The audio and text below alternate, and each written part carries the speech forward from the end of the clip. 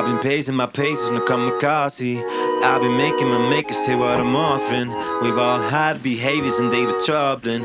Smoke way too much, I keep coughing. I pull out all the stops to make a profit. When I get down to the bottom, I need topping. Come here and ease my mind, be my clonopin. Let me chug this thing and be proud. Okay, so there's heavy traffic in the area. Hi guys, so I don't know if I told you before, but I'm actually in Valencia. So this is Spain, of course. And basically what happened is that on Saturday last week, I left Bali. So that's about 3 days ago. It was a hell of a trip, man. Like a 48-hour trip, 3 flights, 1 bus, and everything basically without rest. So yeah, I'm super excited to be here. I'm here to celebrate my friend's birthday. But this trip gave me insight into a lot of tips that I think I haven't shared with you. And I think just making a quick video and sharing those tips with you guys would be extremely beneficial. So let's get this video on the ground started. And yeah, enjoy Valencia with me. Let's explore a little bit, yeah? I will carve it in and I'll make you feel like you're on the cloud and you can't sit still when we on the floor. When I'm on them fours, when you use the force, there's no problem. I will carve it in and I'll make you feel like you're on the cloud and you can't sit still. Okay, so I kind of wanted to bring you guys to the seaside or port here in Valencia. It's where all the boats and stuff is. And it's pretty cool, I think.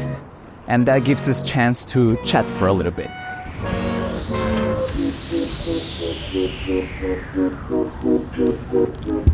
Okay, so travel tip number 1. Never buy separate tickets together. And what I mean with this is that if you go on Google Flights, let's say you're trying to get all the way from Bali to Barcelona or Valencia like I did.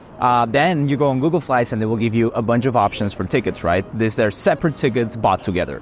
The problem is that Google still assumes that the layover times will be equal to a ticket that it's bought together but insured from the same company, right? So let's say I'm traveling in Turkish Airlines all the way from Bali to Barcelona, then if I miss a layover or something happens, my ticket will be insured and I will just get on the next flight.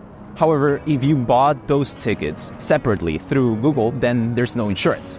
And the problem is that these layover times are the same. Usually what Google suggests are layovers of 3 hours, 2 hours for separate tickets. So you never want to do that. Instead, what you want to do is go over these flights, check out what options they give you, and this will give you an overall idea of what kind of tickets you can find. Then after that, you want to go to the airline's websites and buy the tickets separately, but ensuring that you will get layovers of at least 5 hours if they're separate tickets and not from one particular company. So tip number 1, did you hear that before? I don't think so. You feel like you on the cloud and you can't sit still when we on the floor when I'm on them fours. Okay, so our second tip is all about internet and why it's so important for you guys to use eSIMs everywhere you go. So the thing is, some airports, of course all airports have free Wi-Fi, this is like the norm, right? But some of them will require your own phone number and for you to receive a message so that you can access the Wi-Fi. Now, this is obviously a problem if you're not using your roaming or you don't have your SIM card with you, your local SIM card, then you're not going to be able to connect to Wi-Fi. And this has happened to me a couple times already, primarily in Turkey, I remember, but it's happened somewhere else as well. So you really want to make sure to always buy an eSIM before you actually get on the plane. And for this, you can use a bunch of apps. Actually, I'm going to show you one right now. Hi guys, so check this out. If you want to get an eSIM, the easiest way of doing that is to actually go download an app that is called Airlo. So it's this one right here, and it allows you to get eSIMs for pretty much all the countries in the world.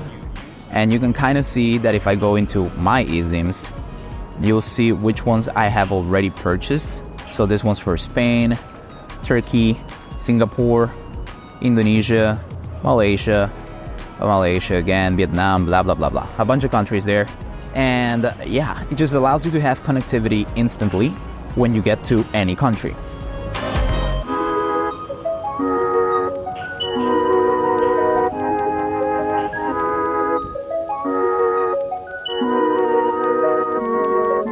Well, another huge thing I love about Valencia, compared to Barcelona specifically, which is my other favorite city here in Spain, is that it's just so open. Like, you feel the space here, you know. Barcelona can be sometimes too cramped with people, but it's totally a preference. Like, if I had to choose one, I would say Barcelona for sure, but still you get this kind of air everywhere, which feels kind of refreshing, you know. Let's go for air. Let's go for air. Okay, so it's time for tip number 3, which is airport yoga. And yeah, let me show you. If you're gonna be traveling for like hours and hours, flights, you know, you got 12-hour flights, you got 16 hours, total traveling times of like 20 hours, you need to stretch your body and get to move a little bit. Now, airport yoga is kind of regular yoga, but you really just do it anywhere, right? So I would not recommend traveling in what I am wearing, which is like boots and fucking hot-ass clothes right here. But usually I would still travel kind of uncomfortably, to be honest, so my mobility is not the best. Still, you want to kind of stretch a little bit, you know, go up. Oh, yeah. This is what I'm talking about. Ooh. And kind of do some regular yoga stuff, you know? Let's try to touch your toes. It's kind of making the poses that you can in whatever space you got, even on the plane, so that you just continue to move your body and relax it, you know, especially after sitting for hours. So airport yoga, I know it may sound stupid, and there's people who just go completely ballistics and start making like straight up yoga poses in middle of the airport.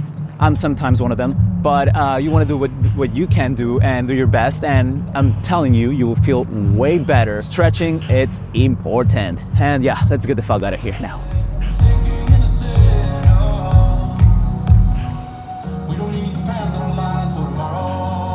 Okay, so final 2 tips for traveling. And this is tip number 4 and tip number 5.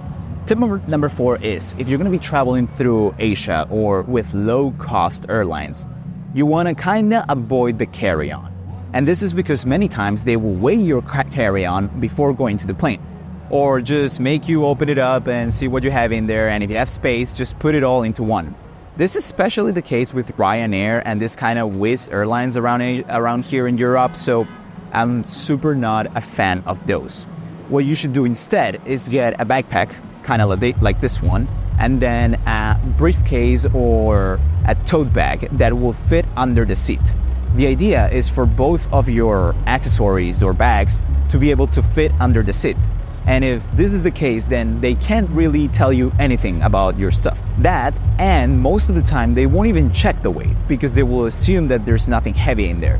Now, there's a couple of tricks you can do to actually put heavy stuff in your bags, but most of the time you just want to avoid carrying more than you could fit in 2 bags. And this is also a safe rule for you to just travel around with no problems. Okay, let's wrap it up with tip number 5 then. And yeah, tip number 5, always carry an AirTag. And obviously I need to remember that better. I put AirTags in all of my luggage. Basically I have like 4 AirTags, so that's 2 luggage and 2 bags. And it just helps me have peace of mind anytime I land somewhere, to actually know that your stuff is with you and that nobody took it. Is just amazing, and really huge props to Apple, because since the AirTags came out, my traveling experience has been so much easier. Just the peace of mind that they give you. So I'm gonna put an image. If you don't know what an AirTag is, it's basically this little device that you can track with your iPhone or pretty much all the Find My network, and it doesn't really require internet connectivity or anything like that. It's just more of the Apple network, so it works pretty much everywhere where there's iPhones around.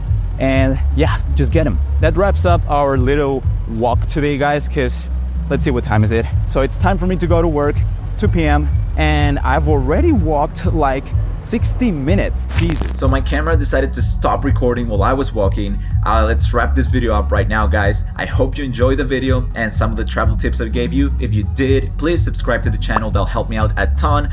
I hope to bring you more content about the digital nomad life, as well as just productivity, 2 of my passions, and I'm sure that I will continue to get better in these videos to provide you with better quality.